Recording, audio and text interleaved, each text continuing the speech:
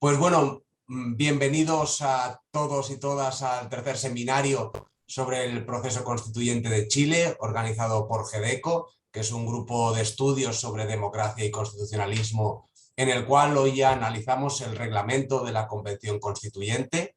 El seminario será fundamentalmente moderado por Francisco Soto, que también es profesor de la Universidad de Chile, y yo me encargaré fundamentalmente de recopilar las preguntas finales y generar quizá un poco de debate final. También quisiera recordaros, antes de darle la palabra al profesor Soto, que la dinámica del seminario es que las preguntas de los asistentes se realizan al final y por tanto que las podéis dejar en el chat o podéis plantearlas de viva voz una vez hayan acabado los ponentes. No me gustaría tampoco darle la palabra al profesor Soto sin agradecer a los ponentes la amabilidad de prestarnos su tiempo y también sus conocimientos para que desde España estemos cada vez un poco más cerca de Chile. Así que muchísimas gracias tanto al asistente como a los ponentes y le doy la palabra al profesor Soto. Gracias Daniel. Me gustaría también un poco explicarles que GEDECO es un grupo que está instalado en la Universidad de Barcelona y que encabeza José María Castellán, y que también reúne a mucha gente que ha pasado por la facultad. En mi caso, yo estudié, hice mi doctorado allá y hemos presentado ya en prácticamente 10 años, hemos ejecutado 3 o 4 proyectos. Este debate y esta discusión se da justamente en el contexto de un proyecto que tiene mucho que ver con el proceso chileno. Se llama Instrumentos Contramayoritarios en el Estado Constitucional, y de hecho yo estoy escribiendo ahora un artículo para un libro que vamos a publicar, que ve la tensión entre Parlamento y constituyente. Entonces, a partir de eso, y la pandemia nos ha permitido reunirnos periódicamente, y esta es una de las reuniones periódicas que realizamos para debatir estos temas. En ese contexto está el debate del reglamento chileno, donde tenemos dos excelentes ponentes, los dos profesores de nuestra facultad de la Universidad de Chile, Paula Humada, que hace teoría del derecho y que hizo su tesis doctoral en constitucional y también es profesora de constitucional, y el decano Pablo Ruiz Tagle, que es un profesor de constitucional y de teoría del derecho, y que ha venido siguiendo el proceso y que también va a comentar sobre este tema. Entonces, ustedes desde España pensarán que este es un tema altamente debatido en Chile, pero es por lo menos primer seminario que me toca ver ya con los reglamentos publicados y en conocimiento de todo el mundo. Entonces, mucha gente en Chile se ha entusiasmado en participar y hay alumnos, doctorandos aquí presentes y ayudantes nuestros que se han querido sumar a esta actividad. Entonces, por fin tenemos una comunidad desde Chile y desde España muy potente y que obviamente nos da mucha ilusión a la conversación que va a surgir de esto. Ya, sin más, voy a hacer un pequeño comentario sobre el tema que hoy día nos reúne. Paula Humada va a ir desarrollando con mayor profundidad el tema del reglamento, pero sí me gustaría decir que hoy día estamos ante un proceso relativamente inédito, en que los procesos constituyentes ya no son necesariamente procesos que se articulan a partir de crisis institucionales y quiebres radicales que imponen una convención que funciona casi únicamente como poder articulado. Lo que se viene sucediendo cada vez más habitual es que al interior de estados democráticos que tienen una estabilidad y un estado de derecho, se insertan procesos constituyentes y conviven poderes constituidos con poderes constituyentes, ¿no? Eso se ha venido sucediendo en los últimos 10, 15 años con relativa frecuencia. Entonces, el tema de la convivencia y del carácter soberano o limitado o los límites que tenga la constituyente es algo que interesa y que por lo menos ha estado muy presente en el debate del reglamento.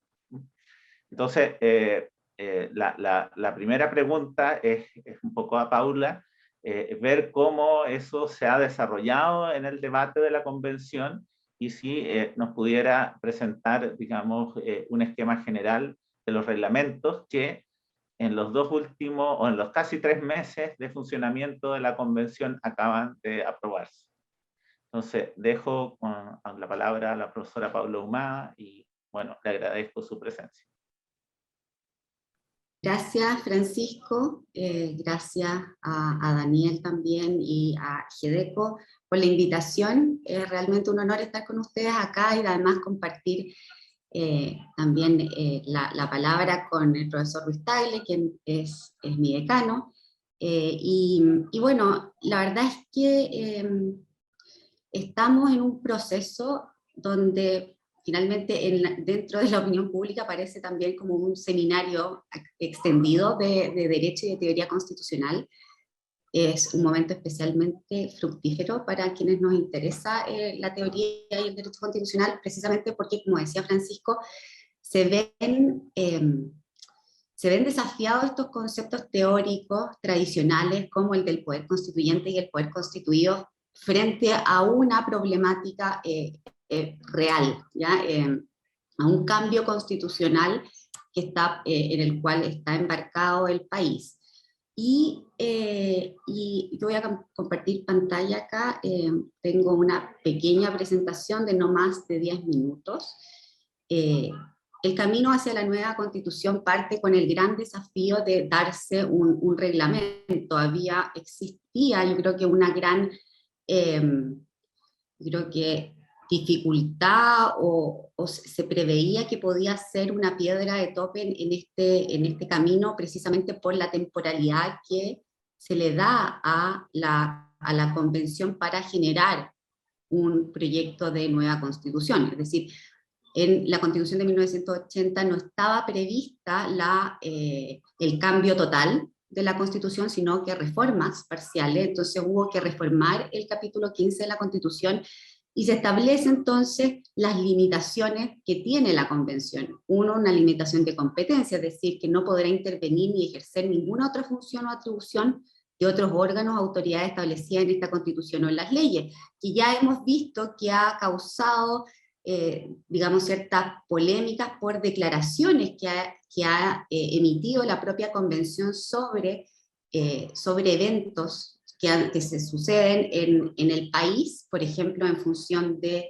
declaraciones en torno a los presos, que se llaman los presos de la revuelta, y además tiene esta limitación que, digamos, más sustantiva, que el texto de la nueva Constitución, dice el artículo 135, deberá respetar el carácter de la República del Estado de Chile, el régimen democrático, las sentencias judiciales firmes y ejecutoriadas y los tratados internacionales ratificados por Chile y que se encuentren vigentes. Entonces, esto de los tratados también ha sido objeto de discusión en torno a qué se entiende por estos tratados, es decir, los tratados sobre que contienen normas de derechos humanos o si además se extiende a todos los tratados y especialmente a los tratados comerciales, ya que ha suscrito Chile producto, especialmente a partir de un modelo económico, una economía abierta, que en el fondo ha propendido a la exportación, a la conexión con las economías desarrolladas, y por eso está muy, digamos, esa indicación está en discusión. O sea, la extensión de esta idea de los tratados. ¿Cuáles como las características, yo creo que novedosas que tiene esta convención? Es precisamente la paridad de género, que se logra con una reforma constitucional en marzo del 2020, y además que contiene 17 escaños reservados para los pueblos originarios, que también es producto de una reforma constitucional en diciembre del 2020.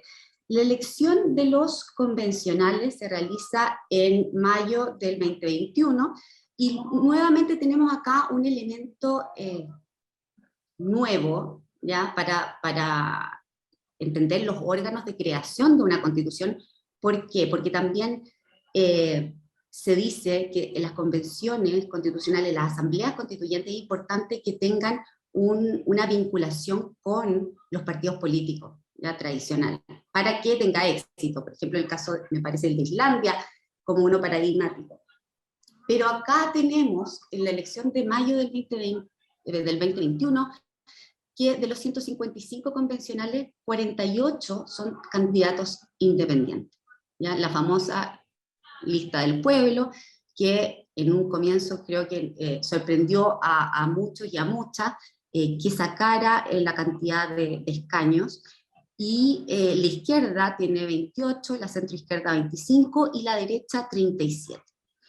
Pero si de este número vemos los candidatos, los convencionales que son electos por partidos políticos, pero que son independientes, es decir, auspiciados por los partidos políticos, la cifra de 48 convencionales sube mucho más. Entonces, es una convención constitucional, creo yo, bastante poco arraigada en las dinámicas tradicionales de los partidos políticos. La mesa directiva, bueno, se eligió por mayoría Elisa Loncón, representante del pueblo mapuche, mujer, entonces tiene todo también un simbolismo, la presidencia de la mesa directiva, la vicepresidencia Jaime Baza, que él es de la izquierda, digamos, el Frente Amplio, y también se decide después aumentar esta mesa directiva, ampliarla con 7 vicepresidencias, donde están además representados especialmente los pueblos originarios, con 2 de ellas. El plazo, como les decía, es un tema, son 9 meses con la opción de extenderlo a 3 más, es decir, 1 año, y entonces el temor era que tuviésemos la mayor parte de este tiempo acotado en la discusión del reglamento. Comienza el 4 de julio, y una de las cosas acá salió, me voy a adelantar una slide, acá salió publicado una comparación de el tiempo que ha tomado los distintos procesos constituyentes de elaboración del reglamento, porque se destaca en nuestro país la celeridad con la cual se genera este reglamento. Y acá hay una visión, yo creo que más matizada del optimismo con el cual se ve, porque acá en términos de porcentaje, Chile le tomó el 34% del tiempo total en generar este reglamento, versus quizás el proceso colombiano, que fue mucho menor, y que lo vemos como un proceso exitoso de creación de la Constitución. Eso por una parte, y después este primer paso, ahora recientemente, el 13 de octubre, se publica el reglamento general, que tiene por objeto establecer estos principios, la organización, el funcionamiento y las reglas del procedimiento de la Convención Constitucional, y ya en su preámbulo, en el preámbulo se anuncia, creo yo, la impronta que tiene este reglamento, que da cuenta también de los problemas que la sociedad chilena creo que está manifestando en contra de este orden social o el orden constitucional bajo la Constitución del 80. Porque dice, en nombre de los pueblos de Chile, ya no es un pueblo, son los pueblos, y en virtud del mandato que nos han conferido el Pleno de la Convención Constitucional, aprueba el siguiente Reglamento General de Organización y Funcionamiento. Y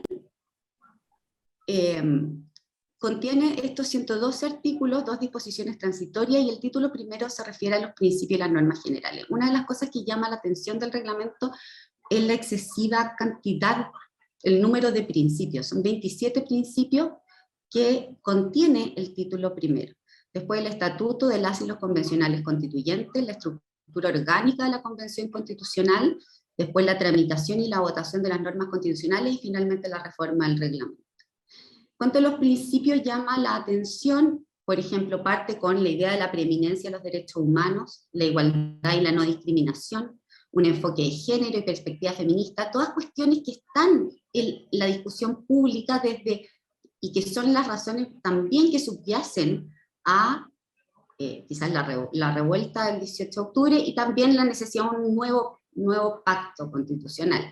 Imagínense, plurinacionalidad, interculturalidad, descentralización, equidad territorial, plurilingüismo. También una de las cosas que en la discusión de la convención llamó la atención fue precisamente que la presidenta Elisa Loncón se presentara y hiciera como un discurso en Mapudungun, ¿ya? Voy a parar acá. La participación es fundamental, ¿ya? La participación, y también hubo ahí un debate en torno a la participación popular, y especialmente de los pueblos indígenas, si era o no vinculante. La palabra vinculante causó, se rechaza finalmente y termina como una participación incidente, y en función de esta discusión se genera el reglamento de otro reglamento de participación indígena, al cual no me voy a referir, pero está el general, está el reglamento de ética y está el de participación especialmente. También, por ejemplo, el enfoque de cuidados, de niñez y el enfoque de niñez y adolescencia, todas cuestiones que están al comienzo de un reglamento. Entonces, también esto va a impactar, creo yo, en el contenido de la Constitución, que ya yo creo que se vislumbra o se adelanta con la creación de estas comisiones temáticas. Son 7 comisiones temáticas de sistema político, gobierno, poder legislativo y sistema electoral, y cada comisión temática, el propio reglamento estableció las materias en las cuales qué materias se iban a abordar. Por ejemplo, en materia de derechos fundamentales, se integró el derecho a la educación, pero no la libertad de los padres y madres a elegir la educación de su hijo, cuestión que también fue motivo de controversia en el país. En el caso acá, medio ambiente, derechos de la naturaleza, bienes naturales y modelo económico. Entender el modelo económico, por ejemplo, vinculado a la protección del medio ambiente y a los recursos naturales. O sea, yo creo que nos adelanta en alguna medida cuál va a ser el contenido de la Constitución. Y acá solamente quiero terminar con esto, la estructura orgánica. Uno está el Pleno, que es el órgano deliberativo, decisorio superior de la Convención, de los 155 convencionales, la mesa directiva, que es este órgano ejecutivo superior, que es colegiado, paritario, plurinacional e inclusivo, y que es de carácter rotativo, o sea, dura 6 meses. ¿Ya? Después está la Secretaría de la Convención, que actúa como ministro de fe de las actuaciones, la Secretaría de Comunicaciones, después la Secretaría Técnica, y las comisiones temáticas. Estas comisiones temáticas que ya las vimos, en toda la estructura orgánica debe cumplirse este principio de paridad. Es decir, todos los órganos de esta convención deberán ser paritarios, no pudiendo el género masculino superar un 60%, un 60%. Entonces, y esto ya ha causado ciertas dificultades al momento de componer las propias comisiones temáticas.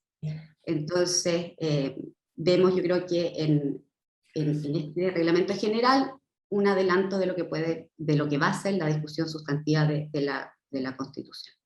Muchas gracias.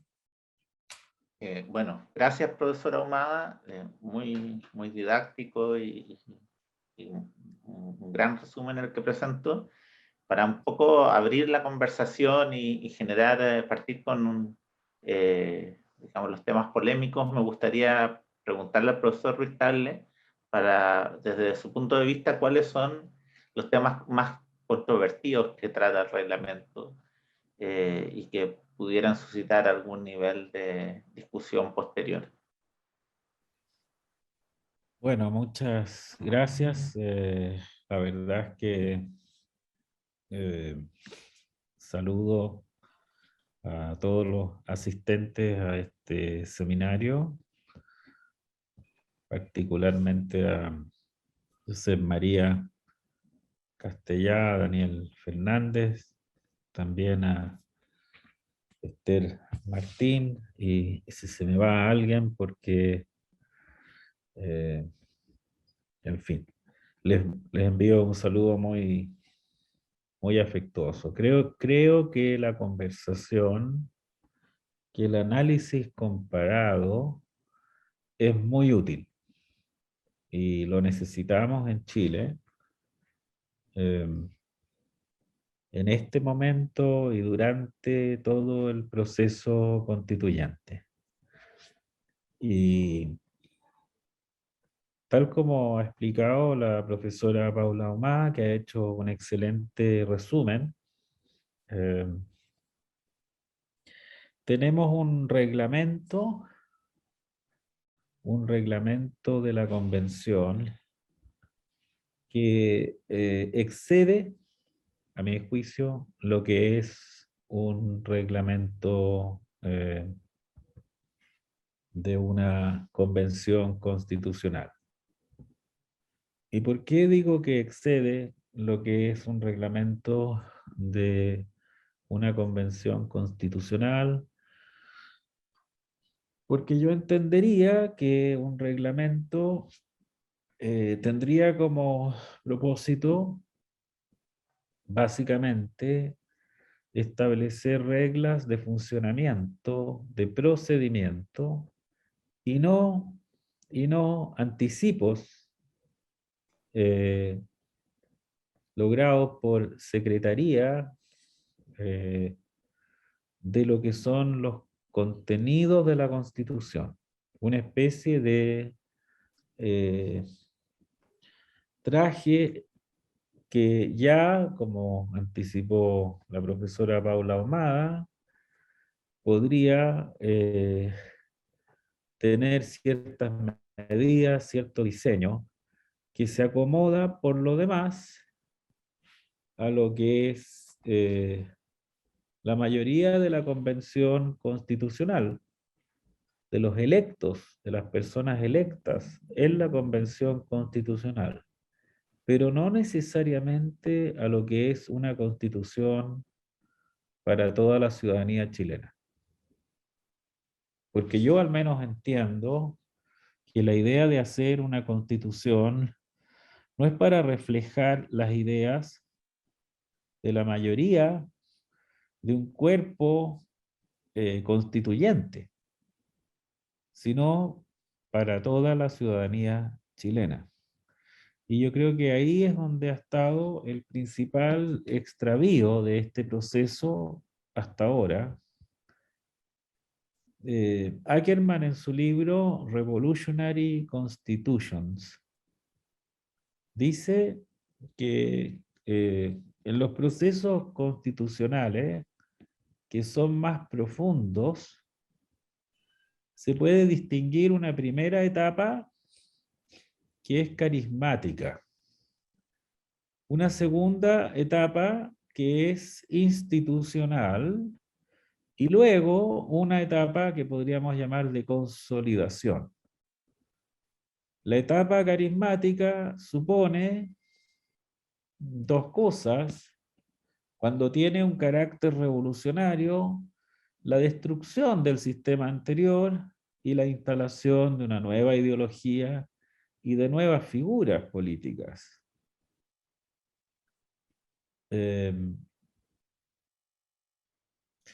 Digámoslo así, surgen nuevas lenguas constitucionales, así como en los movimientos religiosos de inspiración carismática. En algunas de sus reuniones, algunas personas hablan en lenguas. También en el derecho constitucional se puede dar un periodo de tiempo en el cual se produce esta conversación en idiomas extraños que solo comprenden los iluminados. Y es en esa etapa en la que creo que estamos en Chile, ojo, sin haberse producido la destrucción del régimen anterior. Sin haberse producido la destrucción del régimen anterior. Por consiguiente, no se trata, a mi juicio, y en esto podemos tener diferencias con la profesora Paula Ahumada, de un proceso revolucionario. Se trata de una revuelta, se trata de un estallido, así se llama, que no alcanza a destruir el régimen anterior y que se rige en parte por las normas de la reforma constitucional que le dio nacimiento. Paula ha dicho que la constitución anterior no permitía la reforma total. Yo estoy en desacuerdo con esa afirmación. Yo creo que la permitía. Y la necesidad de hacer una reforma constitucional para dar curso a un proceso constituyente tuvo que ver con una idea que transmite Carré de Malberg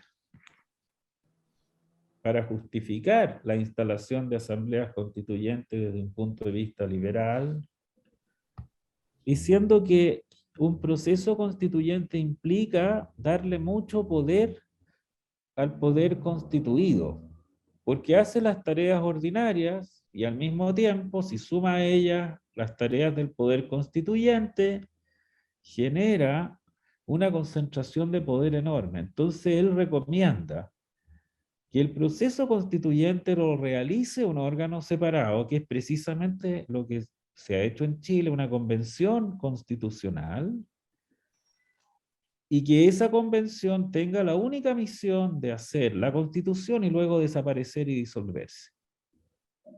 Y eso está dentro de la lógica de lo que podríamos llamar una democracia constitucional y una concepción liberal, tal como la plantea Carré de Malberg. Uno podría pensar que es mejor tener un sistema alternativo, que sean reformas parciales, en fin. Sobre esta cuestión hay muchas variantes, que existe una mutación constitucional, pero lo que está claro es que en Chile se eligió un camino y ese camino fue el de la Convención Constitucional regida por reglas y principios constitucionales, no una convención revolucionaria.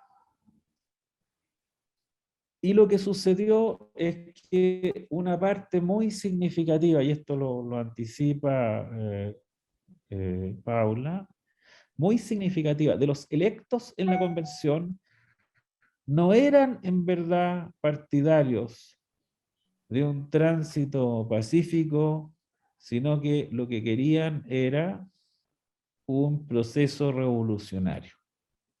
Y entonces hemos vivido en la ambigüedad de la retórica política dentro de la convención institucional de un lenguaje políticamente ambiguo revolucionario que justifica las acciones de violencia y que se autoerige como una convención constitucional que tiene, en términos de Schmitt, un poder constituyente originario, no derivado de la convención. Cuestión que a muchos puede parecer una disquisición académica, de corte meramente teórico, de teoría del derecho. Quizá ese es un problema en la convención, que hay demasiados teóricos del derecho y pocos constitucionalistas, a mi juicio, de verdad. Y entonces, eso es una cuestión. Y por eso el artículo 1 del reglamento dice que la convención constitucional, fíjense ustedes cómo se define, es una asamblea representativa, hasta ahí, en fin, uno podría decir de acuerdo, paritaria, aquí está la novedad a la que se refería Paula Omá, que digamos puede significar muchas cosas, plurinacional.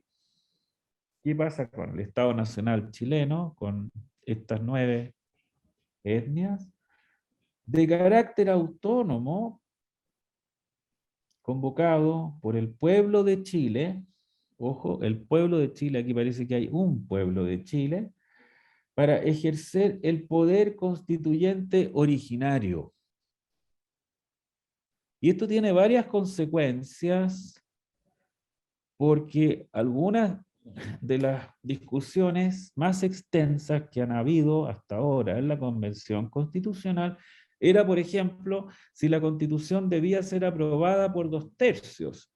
Y esta discusión inútil se produjo, entre otras cosas, porque políticamente una parte muy significativa de los elegidos en la convención no estaban de acuerdo con el proceso regulado, sino que con la transformación revolucionaria, y han querido en todo momento poner en duda la regla de los 2/3, proponiendo que sea 3/5, proponiendo que existan plebiscitos dirimentes, como se instaló en Sudáfrica, para los casos en los cuales una norma sea aprobada por la mayoría de la convención, pero que no llegue a los 2/3, lo que significaría tener plebiscitos dirimentes en medio de un proceso constituyente, cuestión sobre la cual se ha pronunciado públicamente Josep María Castellà, que no ha sucedido, porque una cosa es decir que puede ser que existió como una alternativa en Sudáfrica, pero no se llegó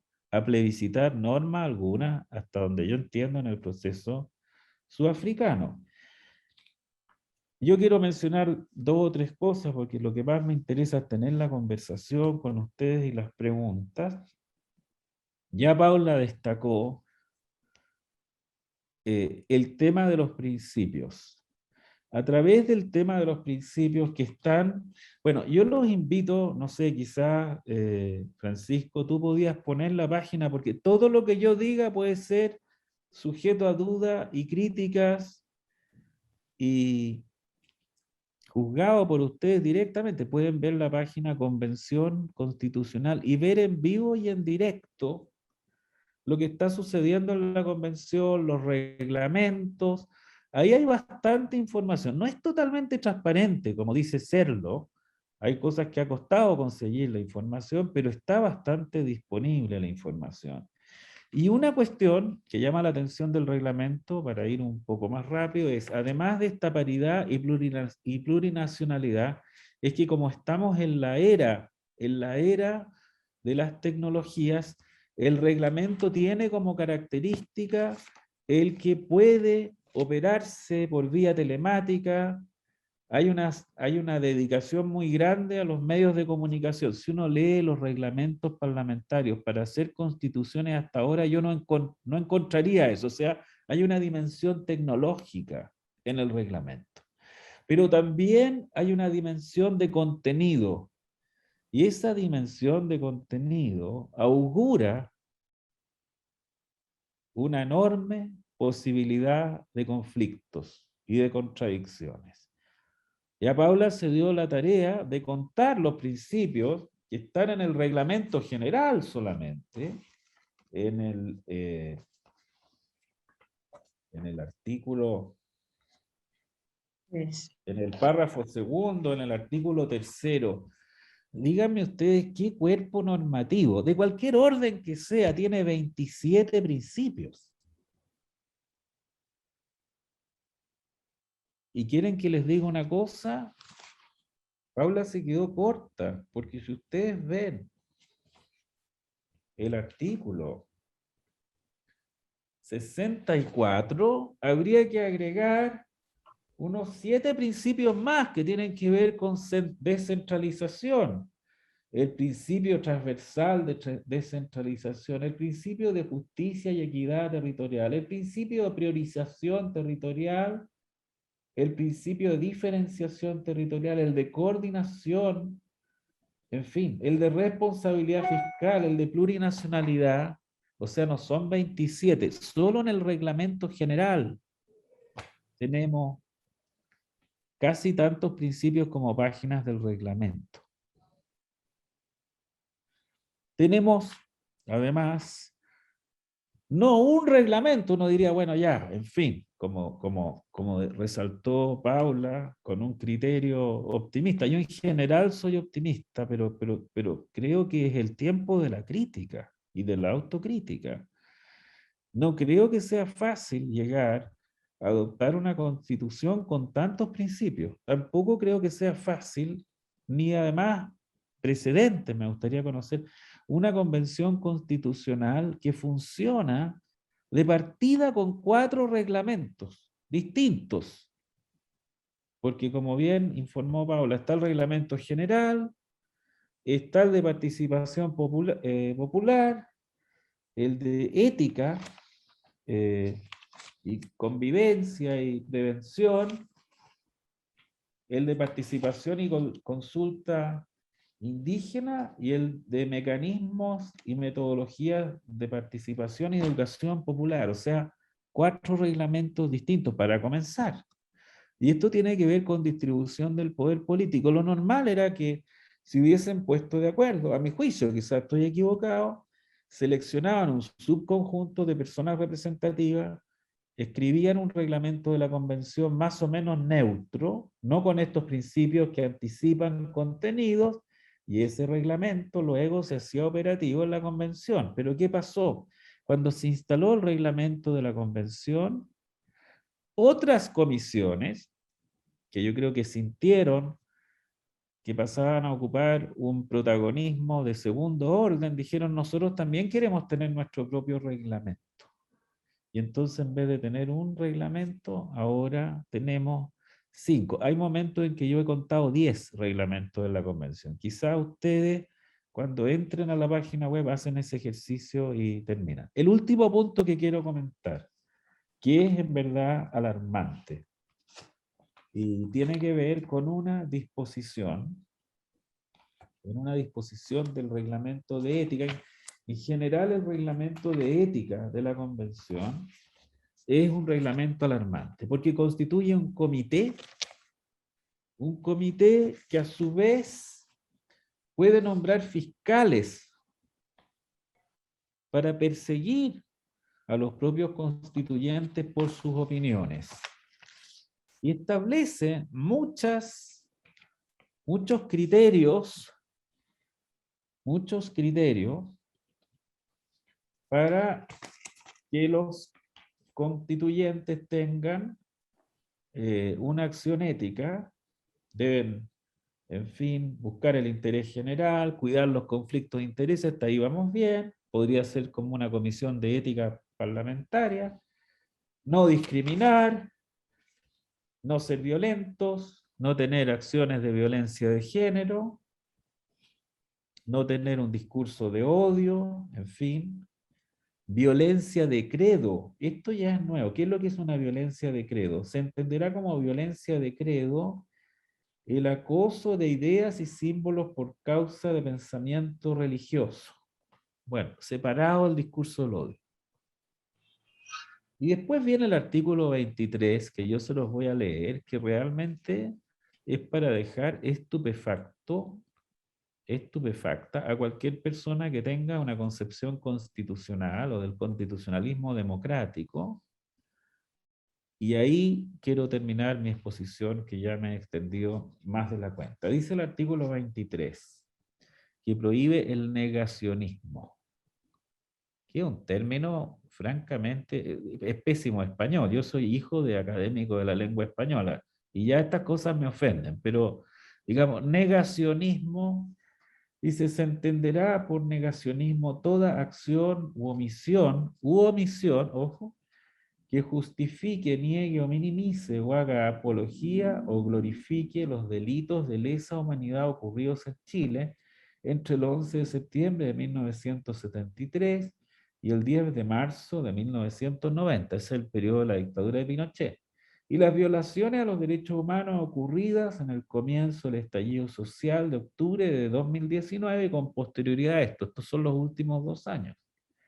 También se entenderá como negacionismo toda acción o omisión que justifique, niegue o minimice las atrocidades y el genocidio cultural de las que han sido víctimas los pueblos originarios y el pueblo tribal afrodescendiente a través de la historia durante la colonización europea y a partir de la Constitución del Estado de Chile.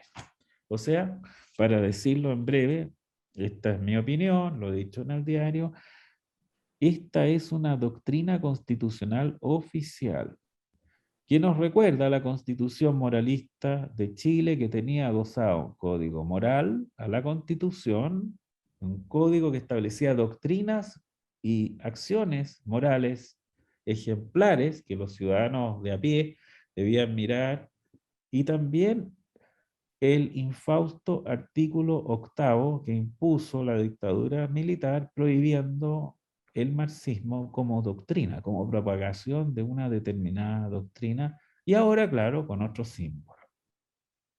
Creo que es muy negativo esto, el negacionismo es muy negativo, y para resumir, yo soy optimista en cómo va a terminar este proceso, pero creo que tenemos la tarea de una crítica profunda, en la cual, les reitero, el derecho comparado, el punto de vista comparado y la mirada del derecho comparado nos es muy útil. Muchas gracias.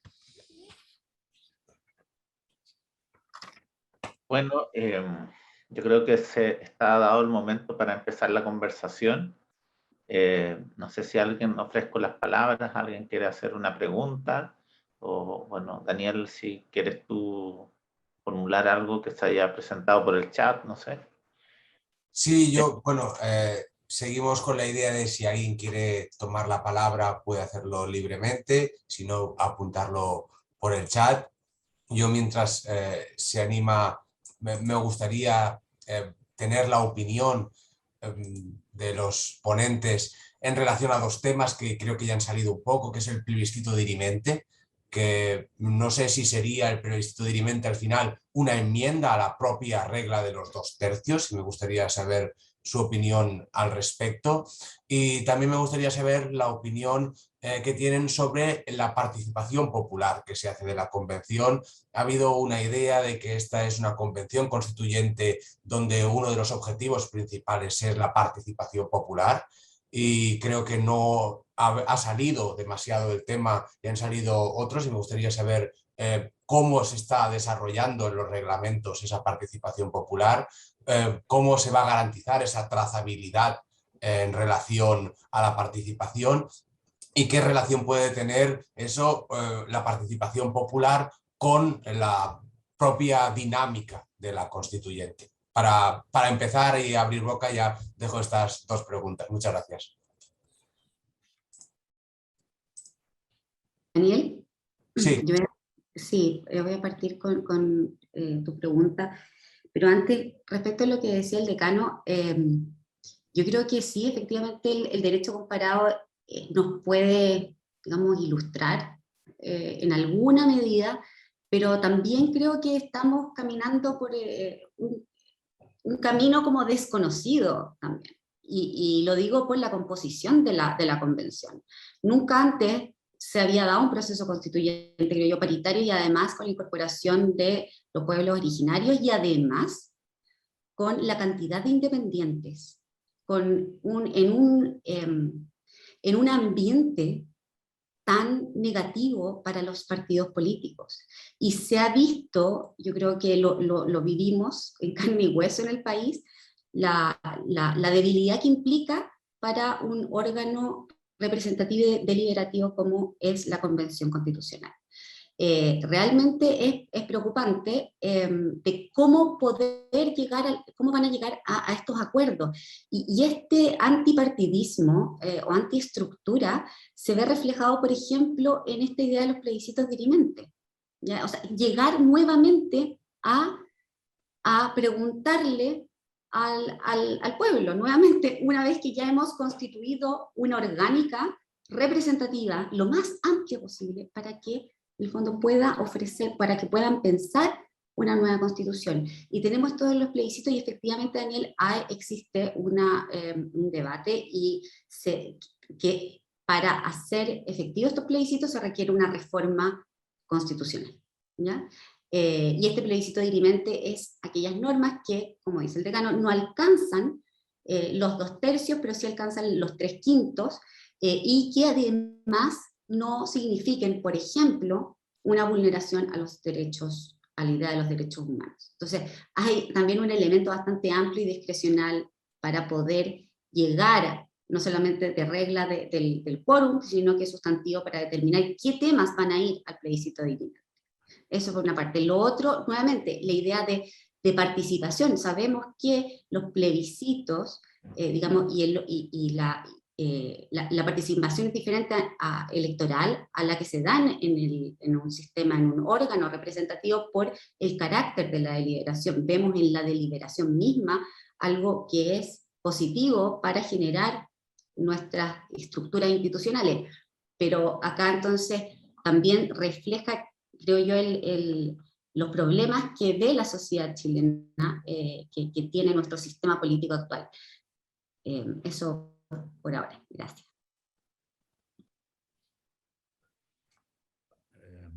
¿Quieres que comente, Daniel, el tema? Sí, te apetece, perfecto. Si no, tenemos ya otra pregunta pedida, como tú quieras. Muy breve. Creo que los plebiscitos dirimentes, Paula lo explicaba muy bien, aunque están sujetos a una reforma constitucional adicional que podría validarlos, de acuerdo con la Constitución actual, son una materia, los plebiscitos, que corresponde a la iniciativa exclusiva del presidente. Entonces, no es al Parlamento a quien sería necesario pedirle que introduzca los plebiscitos. Usar los plebiscitos, salvo el de salida, para resolver cuestiones constitucionales, a mí me parece un error político, es bonapartismo constitucional, porque quien hace la pregunta y quien interpreta los resultados aumenta su energía política. El ejemplo más claro es el resultado del plebiscito de entrada, porque hubo un plebiscito de entrada para decidir si es que se hacía una convención constitucional ciudadana o una que fuera mixta con parlamentarios. Y entonces la respuesta fue que hubiese una convención constitucional ciudadana. Eso explica lo que dice Paula, de que la mayoría de los elegidos no son parlamentarios, y esa respuesta dio un 80%. Pero ojo, mediciones recientes, no sobre lo mismo, acerca de la confianza que genera la Convención Constitucional en la ciudadanía chilena, ha mostrado en encuestas, las encuestas no son lo mismo que una elección, una cosa son las encuestas, otra cosa la política, que el prestigio de la Convención Constitucional, la primera vez que se mide, alcanza el 24%. O sea, del 80% al 24%, algo ha pasado en pocos meses. Y creo que eso sería muy negativo para el proceso constitucional chileno. Una cosa adicional, y con esto termino. Hay demasiados obstáculos, lo menciona Paula, que se han autoinferido en el proceso constituyente para que se pueda hacer esto bien. Uno de ellos es la instalación de esta idea de los plebiscitos dirimentes. Otra cosa es agregar contenidos en reglamentos de la convención. Pero quiero agregar dos cuestiones políticas que yo creo que no tienen precedentes. La primera es que en diciembre tenemos una elección presidencial y parlamentaria. Y yo no conozco, que me ayude Josep María, Piedad, en fin, Daniel. Yo no conozco un proceso constituyente de este calado en un país que tenga instalado en el medio una elección presidencial y parlamentaria. Eso es una cuestión, y como si esto fuera poco, hace pocos días se ha presentado una acusación constitucional, un impeachment, para destituir al presidente electo Sebastián Piñera. Entonces, es demasiado. Too much. Muchísimas gracias. Tenemos una palabra pedida, que es la catedrática de Derecho Constitucional Piedad García Escudero, que le doy la palabra para que la pueda realizar. Muchas gracias, Daniel. Muchas gracias por haberme invitado, Josep María, por haberme invitado a estar hoy aquí. La verdad es que me gustaría comentar un poco, porque es de sumo interés para todos los constitucionalistas. Tuve la ocasión de participar en un seminario auspiciado por la delegación de la Unión Europea antes de que se aprobara el reglamento. Y la verdad es que entonces estaba Miguel Landeros, que creo que es el secretario de la convención también, y es que no pudimos imaginar que realmente el reglamento fuera a tener este contenido. Entonces, si me extiendo, me cortáis, pero el tema parlamentario siempre es apasionante. Lo primero es el tema que se ha suscitado en relación con los independientes. Efectivamente, como ha puesto de relieve el decano, el problema es el desprestigio de las instituciones. Ese desprestigio de las instituciones que se ha producido en todo el mundo a partir de la crisis de 2008 y que en Chile dio lugar a esos levantamientos de los que arrastramos hasta llegar aquí. Entonces, eso es lo que provoca los resultados a las dos preguntas en el referéndum de entrada. Yo no estoy tan segura de que los independientes sean absolutamente independientes. Otra cosa es que no estén encuadrados en el aparato de los partidos políticos. Eso ya es otra cosa. Entonces, ¿el resultado podrá llegar a pactos o no podrá llegar? Pues claro, es que si cada uno es de cada uno, el significado que tienen los grupos parlamentarios como trasunto de los partidos políticos en los parlamentos, entre otras cosas, es organizar esa forma de llegar a mayorías y minorías, a poder adoptar acuerdos. Si ninguno es capaz de ceder su posición con respecto a posiciones comunes de unas cuantas corrientes políticas, pues va a ser más difícil, evidentemente. En cuanto a las peculiaridades, pues esto es una asamblea representativa, lo dice el artículo 1. La convención es una asamblea representativa de carácter autónomo. Eso ya no sabemos muy bien lo que quiere decir, porque todas las asambleas representativas, lo conocemos, son autónomas por el principio de separación de poderes, deriva de allí el principio de autonomía parlamentaria. Pero se debe regir como las asambleas representativas en su actuación, y eso es lo que parece que está olvidando ya en el momento de aprobar este reglamento. Por de pronto dice que ejerce el poder constituyente originario.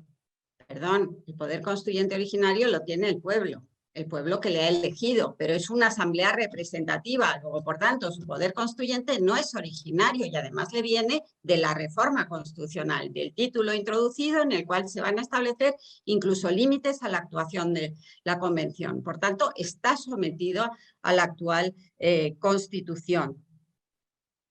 Y aquí ya mezclamos el tema de los plebiscitos. No me está usted diciendo que es un poder constituyente originario, lo cual evidentemente no es. Entonces, ¿para qué quiere usted un plebiscito? Para superar las mayorías. Es que es bastante contradictorio. Lo que no tiene ningún sentido, y eso ya lo dije entonces, en esto que creo que fue en el mes de agosto del año pasado, no pues que mezclar en un periodo tan breve como es 9 meses, introducir además plebiscitos que requieren un tiempo para su convocatoria y para su celebración. ¿Cuántos? Es que no tiene mucho sentido el que se pueda desarrollar una labor constitucional mezclando plebiscitos, que fue una de las preguntas que se hicieron.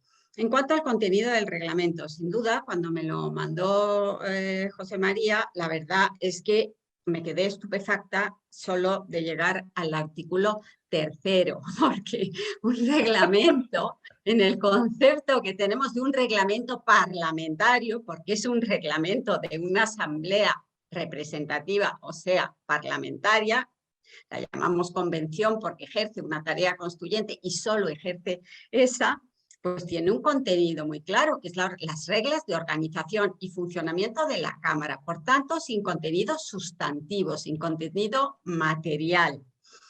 Es el concepto, pues desde Hatchek, ¿no? Y vemos todo el origen y la evolución doctrinal y la evolución en los contenidos. Y además se hace derivar en la Revolución Francesa, creo que sí, ella es el propio que lo hace derivar, esa autonomía para dictar el reglamento de la teoría del poder constituyente.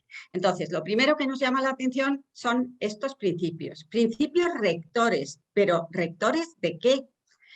Tendría sentido como actuar de la Convención Constitucional, que es lo que aparece a continuación, no como principios del reglamento, pero la actuación esta no es la labor del reglamento. Entonces, evidentemente, parece que prejuzga, pero no prejuzga, porque la Constitución que se apruebe con su procedimiento y con su referéndum de salida, pues puede establecer lo que le parezca. Entonces, es una cantidad de principios que no son de funcionamiento, porque a ver, el enfoque de cuidados o la equidad territorial o la descentralización que tienen que ver con el funcionamiento de la convención, se pueden reflejar después en la Constitución, pero no tiene sentido que aparezcan como principios del reglamento. Otra cosa es la participación, porque la participación, que aquí aparece como un reglamento independiente, con todo el problema de la necesidad de reforma constitucional para determinadas cosas, pero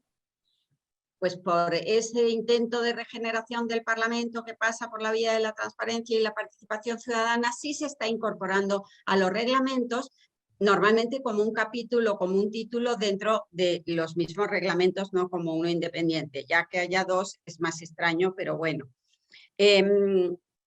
Las comisiones temáticas, claro, yo no había llegado hasta las comisiones temáticas y cuando el profesor Ruiz Tagle nos dice que están también las comisiones temáticas, o no sé si ha sido Paula, y veo objetivos y principios, dices, pero bueno, dígame usted todo lo más, ¿cuál es la competencia? O sea, delimite la temática de su competencia, pero de ahí a los objetivos y los principios que ha de regir su actuación en el reglamento de funcionamiento de la Cámara, pues también excede absolutamente. En algunos casos dice abordará al menos, en otros casos aparecen como objetivos, en otro caso aparecen como principios, como nos ha relatado respecto de la descentralización. Y por supuesto la Constitución puede ir en contra de estos principios. ¿Qué rango tiene un reglamento parlamentario en relación con una futura Constitución que tiene su forma, que se incardina, digamos, en cuanto a su forma de aprobación viene determinada por la Constitución?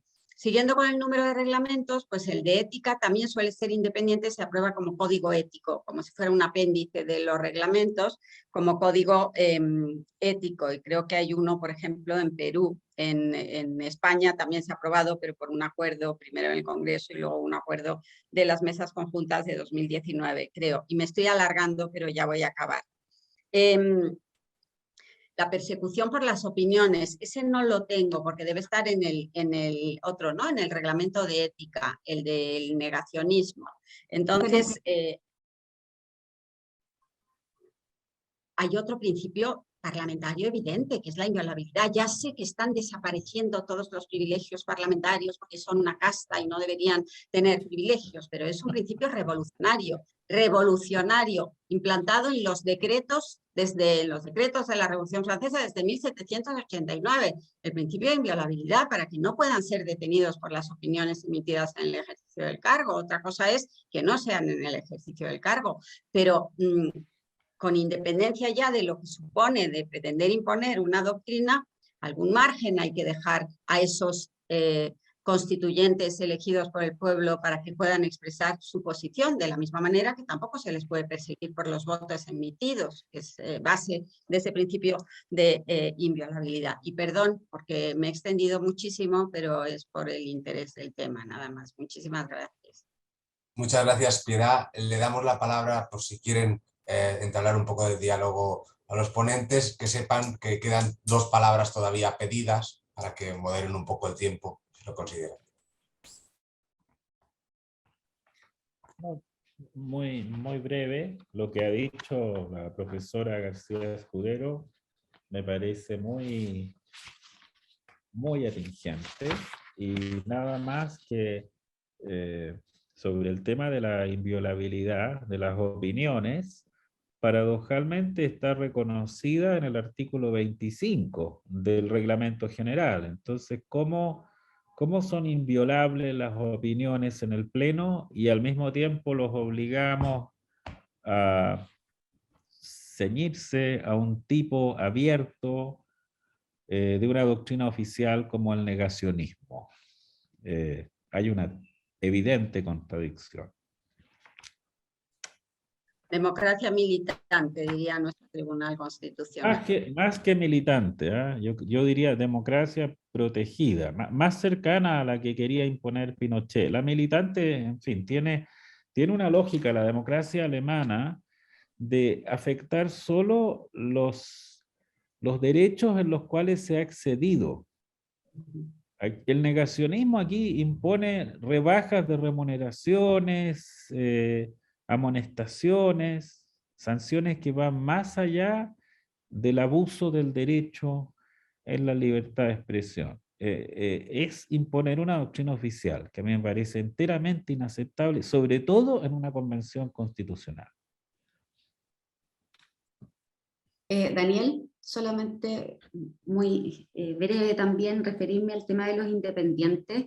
Efectivamente no se trata de pensar en estos independientes como fuera o sin ideología, son independientes de los partidos políticos, pero yo creo que lo que los caracteriza es que se asocian a estas single issues, así, sobre una temática, y eso le hace muy difícil la negociación. Y por ejemplo, tenemos el caso paradigmático y lamentable de uno de los convencionales que llegó a ser vicepresidente de la mesa directiva, que es el caso de Rojas Bade, que llega a la convención como parte independiente o parte de la lista del pueblo con un discurso basado en su lucha contra el cáncer, y después se descubre que nunca tuvo la enfermedad. Entonces, ese es el tema, es la identidad de estos independientes y muy asociados a una cuestión específica. Y la verdad que también adhiero a las críticas que se hace sobre la incorporación de la definición de esta idea de negacionismo y así de amplia para delimitar la deliberación dentro de la convención. Eso, Daniel, gracias. Muchas gracias. Tenemos una palabra pedida por el profesor catedrático de Derecho Constitucional, Josep María Castellà, y otra por Juan Tello.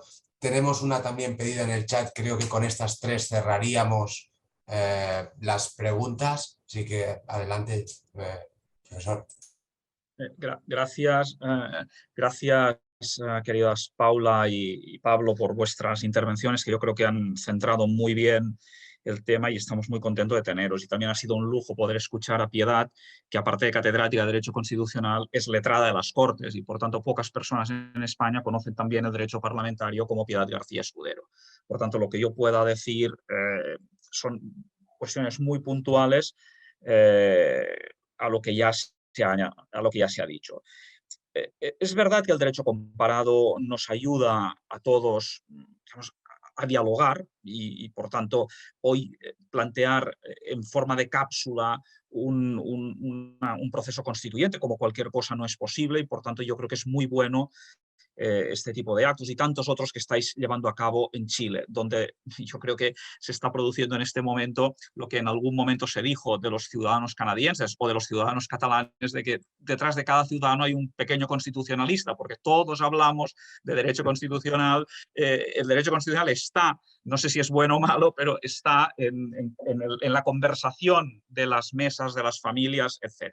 Y esto me parece que es lo que está sucediendo ahí. Y el derecho comparado ayuda. Y ayuda también las categorías de la teoría constitucional. Por tanto, que nos sitúen, y por tanto son cuestiones conceptuales que a veces pasamos un poco de soslayo, y que cuando emerge una realidad como esta, pues nos damos cuenta que es bueno tener claras las categorías. Yo quiero empezar diciendo que estoy totalmente de acuerdo, entiendo lo que nos ha dicho Paula. Es decir, se llega a esta convención constitucional porque hay un gran descrédito de los partidos políticos y de la representación ordinaria. Allá donde la representación funciona bien, allá donde no existe este descrédito de la clase política, no se arbitran mecanismos de participación o no se arbitran mecanismos de convención constitucional. Pensemos en las grandes reformas constitucionales en Italia, en la misma Alemania en los últimos tiempos, que son reformas, que no son cambios, pero digamos que se articulan dentro de la institucionalidad, porque dentro de lo que cabe la institucionalidad sigue funcionando mejor que en otros países donde, por tanto, es más normal que se lleve a esta situación. Yo decía Pablo lo de las experiencias de derecho comparado. Efectivamente, yo no las conozco, que no la haya. Derecho comparado, al final uno siempre encuentra algún país en algún momento determinado. Por eso la comparación también hay que hacerla con modelos exitosos o con modelos, no con experiencias. Por tanto, el caso islandés creo que es importante, porque ahí sí que hay un intento bien elaborado de elaboración de una nueva constitución a partir de unas bases ciudadanas. Esto ocurre entre el año 2010 y 2013. Fruto también de una gran crisis económico-financiera y de una crisis de, digamos, legitimidad de los partidos, de desafección de los ciudadanos hacia la política. Y es verdad que la forma de gobierno es diferente, estamos en un contexto parlamentario y esto va a tener su relevancia, aunque creo que es relativa, porque el caso islandés nos muestra cómo es verdad que no hay un plebiscito en medio del proceso constituyente, pero el referéndum no es al final de todo. Y esto me parece que es muy importante señalarlo. Hay una convención también fuera del circuito, digamos, de los partidos, de ciudadanos, elaboran un proyecto que en la previsión reglamentaria está que se someta a referéndum. Y se somete a un referéndum consultivo, año 2012, y en aquel momento no ha acabado aún, o sea, hay unas negociaciones, hay un informe de la Comisión de Venecia, es decir, se está aún trabajando en el texto constitucional, pero hay una elección parlamentaria y hay un cambio de mayorías. Y llegan al poder los partidos que se habían opuesto a aquel proceso constituyente. El significado de esto es que hay un enfrentamiento, por tanto, entre la elaboración de la Constitución y la nueva Asamblea Representativa, que como nace en aquel momento con una legitimidad popular, digamos, inmediata, pues supone la finalización del proceso constituyente y, por tanto, no llega a buen puerto. Salvadas todas las distancias, insisto, en forma de gobierno presidencial o parlamentaria, Pablo apuntaba muy bien al efecto que pueda tener la elección presidencial y parlamentaria, que nacerán con una nueva legitimidad, sobre el efecto, sobre el desarrollo y desenlace de la Convención Constitucional. Y habrá que seguir esto, porque ahí puede haber un choque de dos legitimidades, en aquel momento, digamos, ambas populares, una reciente, otra, Pablo ha hablado de la evolución del prestigio de la convención. Esta es otra reflexión. Y una última que querría hacer es, también yo creo que lo habéis expresado muy bien, hay un lenguaje revolucionario, estamos en esa fase carismática, me ha gustado mucho la utilización de este término, pero luego efectivamente luego viene una fase de institucionalidad. Y yo francamente creo que en Chile el lenguaje, es mi impresión desde fuera, el lenguaje es un lenguaje a veces revolucionario, en todo caso ambivalente, pero tengo la impresión de que la realidad, si uno la analiza fríamente, no hay un acto revolucionario efectivo que vaya manifiestamente más allá de lo previsto en la Constitución aprobada en el referéndum de entrada. Porque sí que es verdad que se cita lo de los referéndums dirimentes, con todo el peligro, coincido con todo lo que se ha dicho, pero también es verdad que dependen de una reforma constitucional. Yo a veces veo como banderas para contentar a ciertos sectores, pero que luego hay un buen trecho hasta que esto se pueda materializar, si es que se llega a materializar. Por tanto, no veo, va cabalgando en el filo de la navaja entre este ímpetu, este aliento revolucionario de muchos, pero la contención institucional y, por tanto, en definitiva, el respeto efectivo a las reglas, aunque a veces no declarado, que es lo que por el momento hace que aún, digamos, estemos dentro de los parámetros de este poder constituyente derivado y no de un poder revolucionario. Yo no sé cómo evolucionará la cosa, es un juicio, por tanto, provisional. Todo lo que sea anticipar contenidos, estoy de acuerdo, es negativo. Ya sé que poner ejemplos de hace unos años y de Europa Occidental pues no es lo que está más de moda, pero el caso de la elaboración de la Constitución española, las elecciones del año 77, las elecciones son de 15 de junio, las Cortes se constituyen a mediados de julio del 77 y en octubre, principios de octubre, ya tenemos el reglamento del Congreso y del Senado, con un verano de por medio donde no se trabaja. Por tanto, y si vamos al reglamento, el reglamento no tiene ni un principio. Empieza el artículo primero por la organización y funcionamiento. Por tanto, y el resultado fue muy bueno, y el resultado fue ahí, y esta es otra clave que tiene que ver con el negacionismo, fue la máxima expresión, si se quiere, del pluralismo político. Porque ahí estaba desde la derecha más a la derecha hasta la izquierda más a la izquierda, desde independentistas hasta los más centralistas, y precisamente porque podemos discutir si un sistema electoral en tiempos ordinarios ha de ser proporcional o mayoritario, ahí vienen muchas culturas políticas, muchas cuestiones a discutir. Pero si en algún momento puede estar justificado un sistema proporcional es en un momento constituyente, porque abre el paso a una pluralidad, a que se quede reflejada la pluralidad política dentro de la Asamblea. Yo creo que en esto el caso chileno es bueno porque se había reformado previamente el sistema electoral, dando lugar a un sistema electoral más proporcional, y por tanto hay ahí unas ventajas que, si se aprovechan de democracia pluralista, es lo que va a permitir en definitiva que la Constitución sea algo verdaderamente de todos, y este me parece que es un propósito de lo que en el siglo XX se han llamado las constituciones de consenso, cuya no observancia nos situaría en márgenes, sea del siglo XIX, de constituciones de partido, sea de, digamos, experiencias constitucionales que no nos situamos en el camino de los éxitos de procesos constituyentes, sino más bien en vías marginales. Muchas gracias, profesor Castellà. Vuelvo a lo mismo. Doy la palabra a los ponentes si quieren comentar alguna cuestión. Paula, no sé. Sí, bueno, a ver, yo creo que estamos en un comienzo como de instalación todavía, para no verlo con ojos tan, o darle una luz de optimismo a esto. Yo lo veo optimista porque partimos de una gran revuelta con violencia en las calles, con la institucionalidad desbordada, y quizás no llega a la imagen de la revolución, así, de las revoluciones francesas, que quizás están en nuestra imagen como el sentido de lo que es una revolución, pero que logra encontrar un camino, el camino de la legalidad. Y ahí yo creo que tomo lo que dice Joseph, que es que ve esta contradicción, ¿no? de ciertas propuestas en el reglamento que le parecen que buscan dar cuenta de reclamos de algunos sectores, pero que igualmente, para que sean efectivas, se debe cumplir con esta institucionalidad que queremos superar.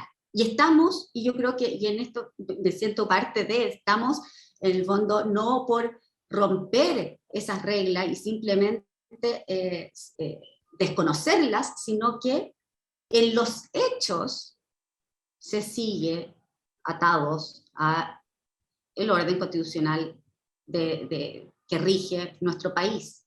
Desde el 80, desde el 2005, llámese como se le llame, en el fondo se va a seguir ese camino.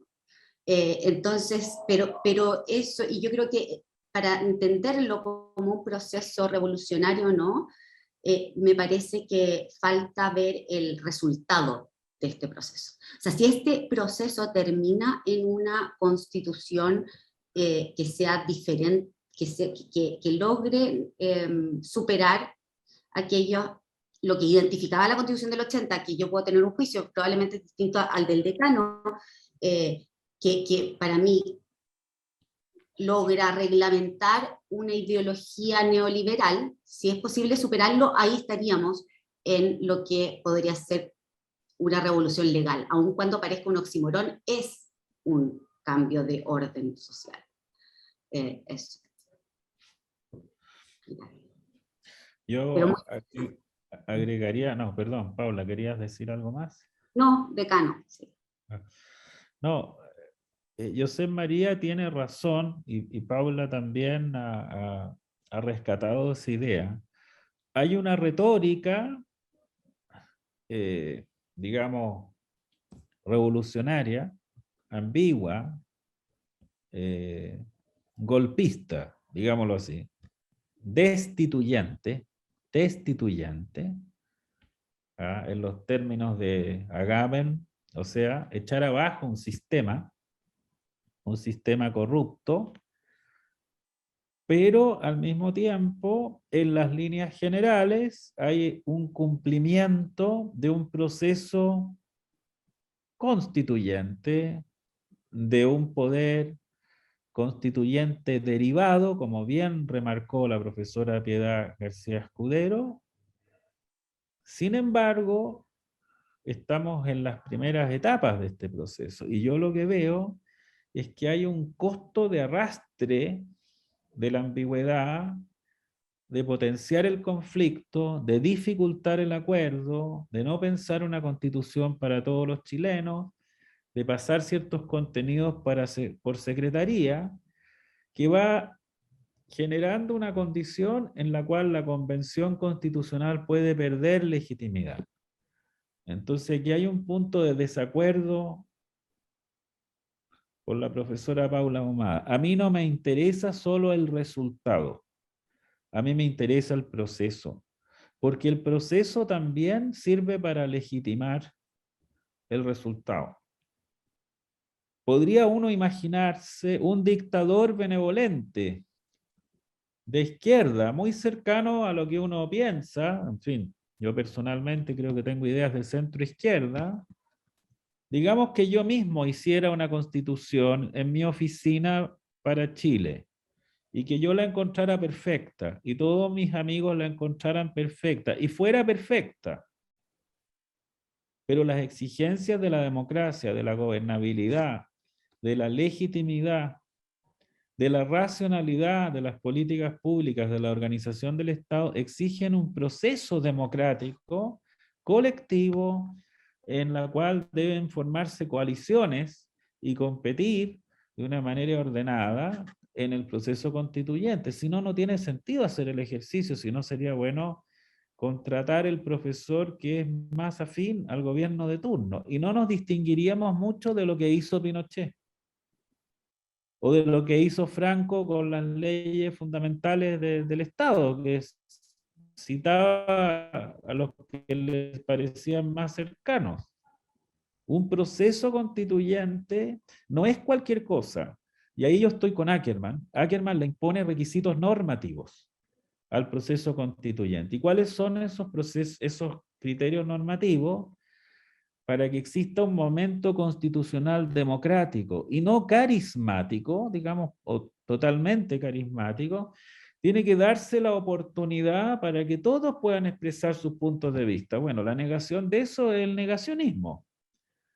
Tiene que darse la oportunidad para que en votaciones sucesivas exista una genuina deliberación donde todas las posiciones puedan ser escuchadas y que se piense en la Constitución para la sociedad toda, no para una parte de la sociedad como un proceso de revancha o de venganza política que impone un contenido a la fuerza o que lo pasa por secretaría.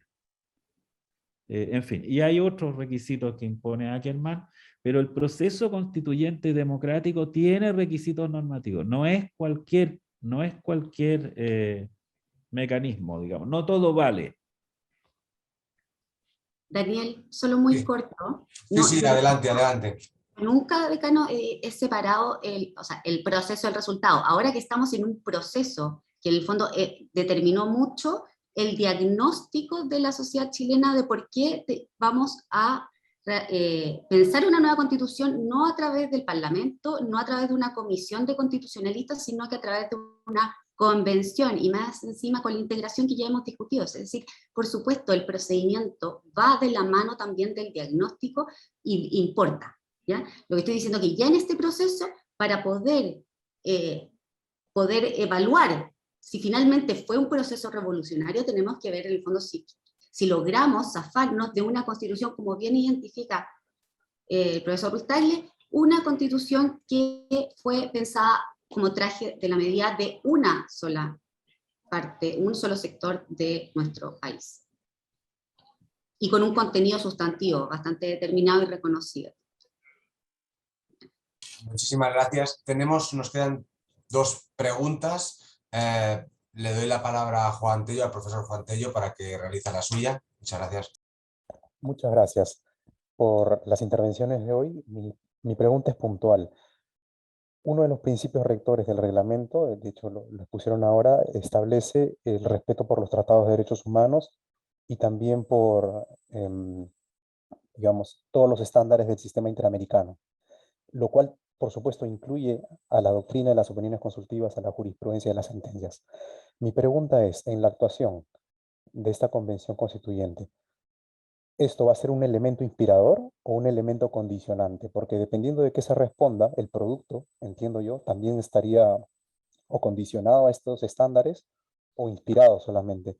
Y en cualquiera de los 2 casos, si esto no denotaría una contradicción intrasistémica adicional, ¿no? Ya había anotado el profesor Pablo una con otro artículo del reglamento, pero no sé si habría una adicional al aludir a los sistemas interamericano que recoge amplias cuotas de libertad de expresión y a la vez regular el negacionismo. Gracias. Es correcto, si me permiten, lo que dice don Juan Tello. Esta distinción entre inspiración y ¿cuál es la otra palabra que utilizó Juan?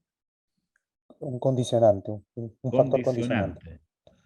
Bueno, yo diría las 2 cosas. Los derechos humanos están en todos los reglamentos. Están mencionados, son parte de los principios, de las normas, y efectivamente, un ejemplo, el artículo 13 de la Convención Americana de Derechos Humanos regula la libertad de expresión, y ahí establece la libertad de expresión con un régimen de que no exista censura y que exista un sistema de responsabilidades ulteriores. Y hay una prohibición del discurso del odio, pero el negacionismo va más allá. Entonces, por cierto que hay una contradicción. Yo vería una contradicción bien marcada entre los compromisos que tiene Chile en materia de derechos humanos y en particular el negacionismo y quizá algunos otros principios que se han establecido en la Convención. Sí, yo agregar brevemente a lo que plantea Juan, es que efectivamente así funcionan los principios, con esta idea lo plantea muy bien, o sea, inspiración y condicionante, porque cuando se redacta la cláusula de reforma constitucional y se incorpora esta limitante para la convención, un sector que negociaba lo vio como una inspiración, entonces tratados internacionales de derechos humanos, mientras que el otro sector estaba pensando, digamos, en una interpretación amplia de tratado, y bueno, nos vamos a quedar con las normas comerciales que hemos definido de esta economía abierta y con las responsabilidades, con los deberes y obligaciones que ya el Estado de Chile ha suscrito con los demás países, con los tratados de libre comercio. Entonces, así efectivamente yo creo que es, y por eso probablemente da cuenta de la cantidad de principios que tenemos, ¿no? Y respecto del sistema interamericano, yo creo que tiene una ambivalencia, protege mucho la libertad individual, esta libertad de expresión, entendida de manera individual, pero también se podría hacer y también el derecho a recibir información.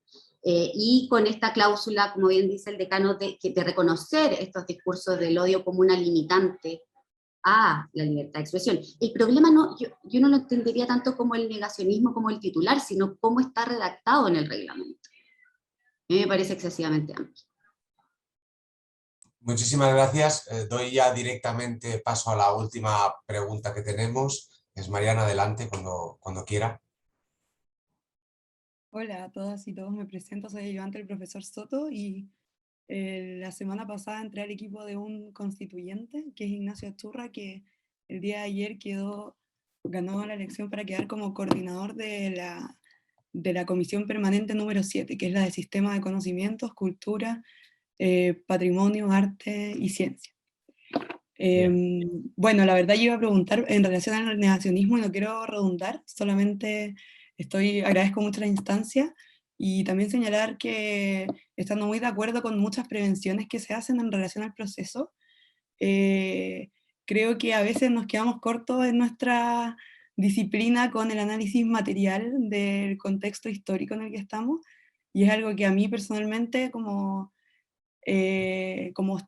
estar viendo tan de cerca el proceso, como me llora como señalar un poquito, y me permito como decir cosas como muy generales. Por ejemplo, en relación a estas prevenciones sobre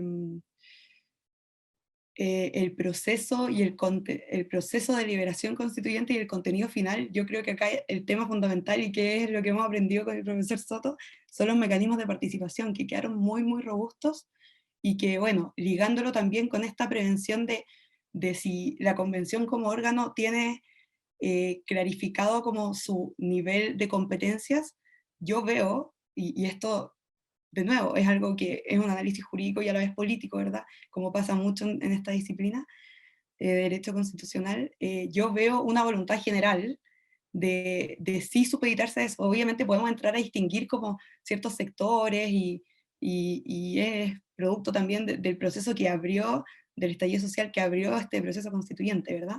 Pero al menos mi percepción en términos subjetivos es que si hay como, y es patente en términos, por ejemplo, de cómo quedó el mecanismo de los plebiscitos dirimentes, que en verdad es un plebiscito dirimente, que mal llamado plebiscitos dirimentes, y que es muy eventual, es muy reducido, pero que también hay constantes diálogos con otros organismos del Estado, que lo mismo, por ejemplo, en relación al proyecto de indulto, actualmente se está tramitando en el Senado un proyecto de indulto general a las y los presos de la revuelta, que es un tema que también está súper ligado con los derechos humanos que estamos abordando acá, ¿verdad?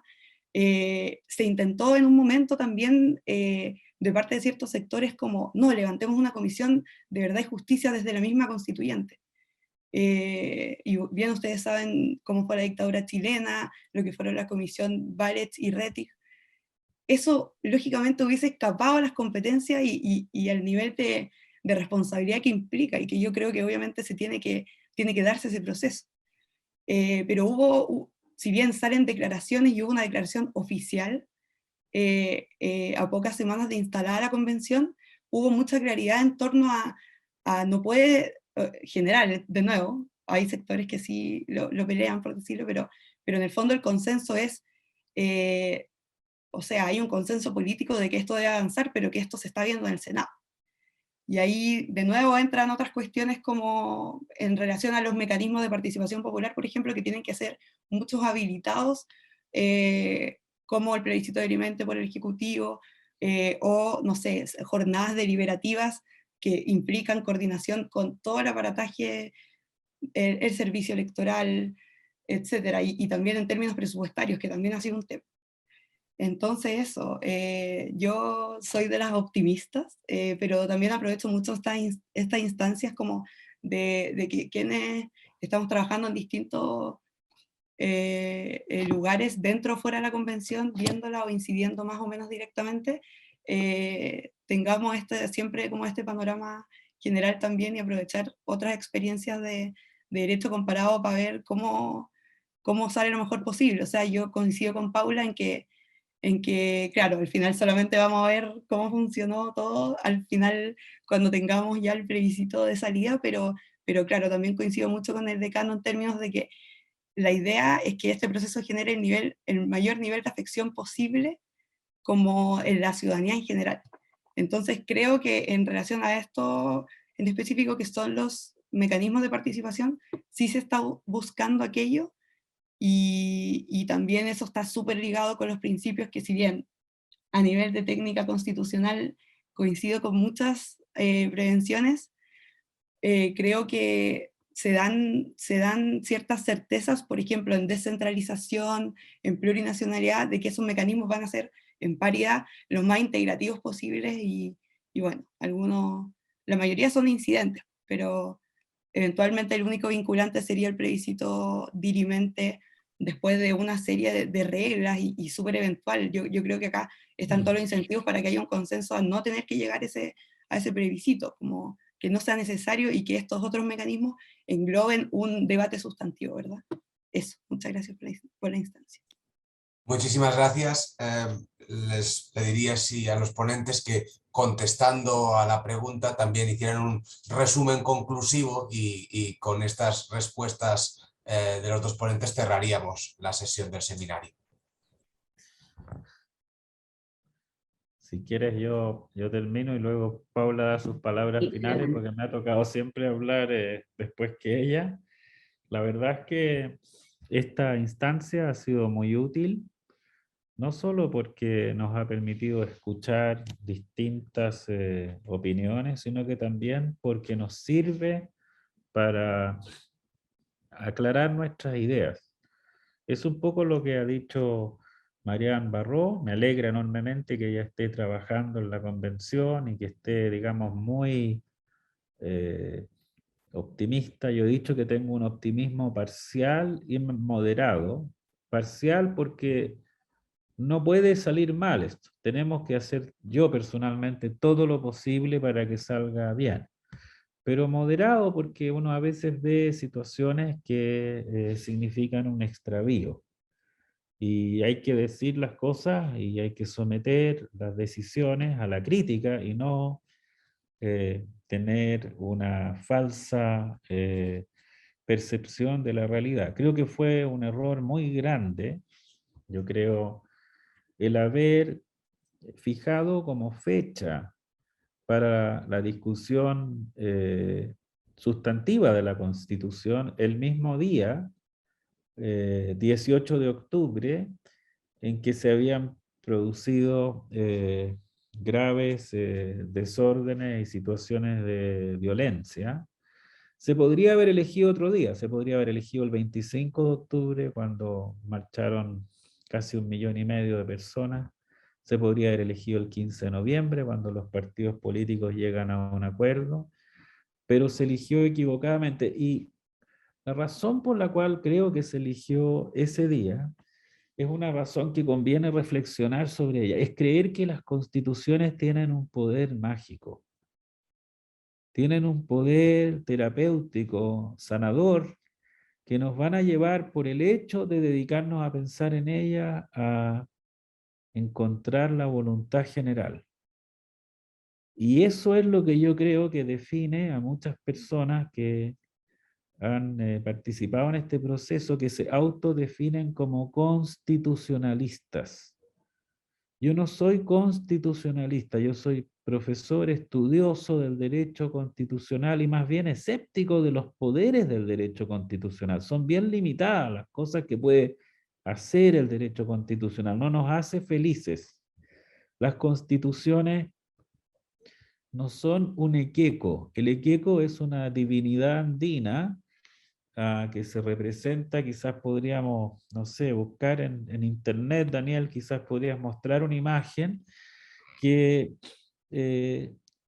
trae todo lo que las familias necesitan: comida, casa, y que uno lo hace fumar y le tiene que hablar. Es una divinidad doméstica y las constituciones no tienen ese poder. Entonces, el haber pensado que las constituciones nos van a reparar todos los problemas, creo que es una ingenuidad. Y este proceso de conversación comparada con profesores, con profesoras, con personas que tienen una mirada distante, interesada en Chile, amistosa, empática, creo que es muy favorable en esa línea, así que yo lo agradezco enormemente. He puesto a disposición 2 textos con pudor y vergüenza, uno que está recién publicado por la Cambridge University Press. No me he logrado aguantar el entusiasmo para mostrárselos a usted. Y otro que he enviado a Daniel Fernández, que se refiere a contenidos constitucionales, que se llama A favor o en contra, que trabajamos con ayudantes, más de 20 ayudantes, hicimos votaciones y dimos los argumentos, y Daniel lo puede poner a disposición de todos. Es un texto que está en comunes, disponible, para que ustedes vean cuáles son los temas más candentes a nuestro juicio en el debate constitucional chileno, no en términos de procedimiento, sino en términos de sustancia.